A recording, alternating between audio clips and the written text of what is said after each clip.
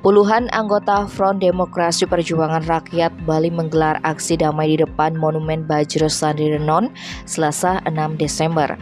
Mereka menolak rencana pengesahan RKUHP oleh DPR RI karena dianggap masih memuat pasal-pasal bermasalah yang dapat mengancam kebebasan berpendapat. Dalam aksi tersebut selain Fronter Bali terlibat juga unsur Komite Kerja Advokasi Lingkungan Hidup Bali dan Wahana Lingkungan Hidup Bali.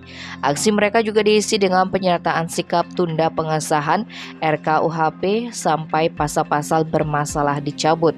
Sekjen Fronter Bali, Ana Agung Gede Surya Santana menyampaikan setelah draft RKUHP diajukan pemerintah ke DPR RI, pembahasan RKUHP dikebut untuk disahkan. Draft terbaru kembali muncul secara senyap pada 30 November 2022 dan masih mengakomodir bermasalah.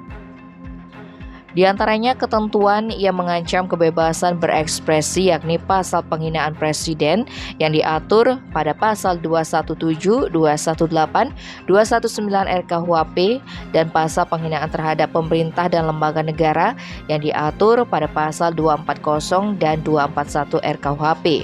Pasal-pasal karet tersebut merupakan warisan zaman kolonial yang digunakan untuk membungkam pejuang-pejuang Indonesia yang ingin Indonesia merdeka.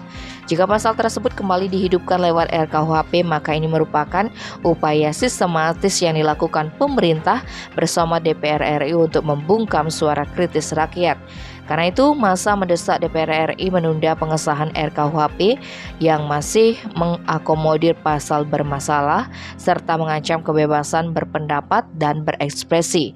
Mendesak DPR RI segera mencabut pasal yang bermasalah dalam RKUHP, mendesak DPR RI untuk membuat partisipasi publik seluas-luasnya dalam pembahasan RKUHP, serta mendesak DPRD Bali dan Gubernur Bali secara kelembagaan bersurat kepada Ketua DPR RI agar menunda pengesahan RKUHP yang masih memuat pasal bermasalah.